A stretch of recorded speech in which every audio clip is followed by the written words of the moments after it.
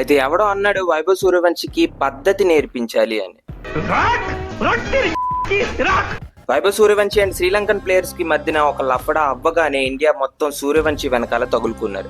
15 years age కి డబ్బులు వచ్చేయడం, ఫేమ్ రావడం కుర్రాడికి బాగా బలిసిందే అని ట్రోల్స్ స్టార్ట్ అయ్యాయి.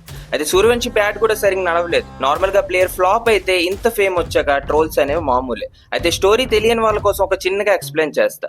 అయితే స్టోరీ ఏంటంటే శ్రీలంక ఏ టీమ్ అండ్ వైభవ్ సూర్యవంశి మధ్యన ఒక చిన్న గొడవ అయితే జరిగింది. మ్యాటర్ ఏంటంటే శ్రీలంక ఏ టీమ్, ఇండియా ఏ టీమ్ మధ్యలో జరిగిన మ్యాచ్ సూపర్ ఓవర్ దాకా వెళ్ళింది. అయితే ఓపెనింగ్ లో దిగిన సూర్యవంశికి లాస్ట్ 3 balls మాత్రమే స్ట్రైక్ దొరికింది. 3 balls లో 14 runs కావాలి. అయితే అన్ఫార్చునేట్లీ సూర్యవంశి ఈ రన్స్ అయితే చేయలేకపోయాడు. అవుట్ అవగానే చాలా డిసప్పాయింట్మెంట్ తో పవిలియన్ అయితే వెళ్తున్నాడు. ఈ గ్యాప్ లో ఒక శ్రీలంకన్ ప్లేయర్స్ లో ఒక ప్లేయర్ సూర్యవంశికి సెలెక్ట్ చేశాడు. అంటే మామూలు లెవెల్లో సెలెక్ట్ చేయలేదంట, వేరే లెవెల్లో సెలెక్ట్ చేశాడని బయట అయితే టాపిక్ నడిచింది.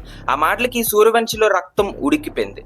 Normally IPL and international matches లో మనం ఇలాంటివి చూస్తుంటాం, కానీ ఓన్లీ ఆర్గ్యుమెంట్ దాకే ఉంటాయి. కానీ ఈ స్టోరీలో వైభవ్ శ్రీలంకన్ ప్లేయర్స్ మీద చేయి చేసుకోవడం పెద్ద స్టోరీగా మారిపోయింది. అయితే వైభవ్ మీద ట్రోలింగ్స్ ఎలా స్టార్ట్ అయ్యాయంటే, ఇంత చిన్న ఏజ్ లో కుర్రాడికి ఫేమ్ వచ్చింది, ఇండియాకి రిప్రజెంట్ చేస్తున్న ప్లేయర్ డిసిప్లిన్ లేదు, సచిన్ తో కంపేర్ చేస్తున్నారు, ఈ ప్లేయర్ ఇండియాకి పనికి రాడు కూడా అని అన్నారు. కానీ ఇదే స్టోరీలో ఇంకో ఫేస్ బయటకు వచ్చింది. శ్రీలంకన్ ఏ టీం తరపున ఒక శ్రీలంకన్ సీనియర్ ఎక్స్ క్రికెటర్ సూర్యవంశికి సారీ చెప్పడం జరిగింది.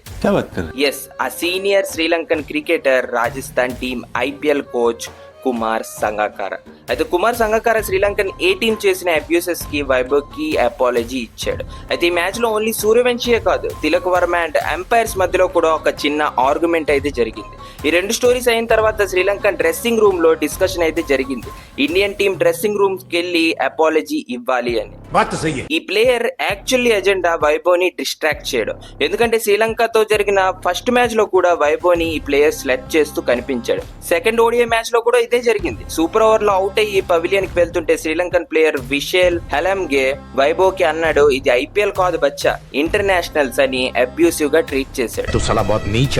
అయితే వైభవ్ ఒంట్లో ఉన్నది బిహార్ రక్తం అని మనకు తెలిసిందే. అందులో రీసెంట్ గానే కోహ్లీ అన్న దగ్గర టిప్స్ కూడా తీసుకున్నాడు.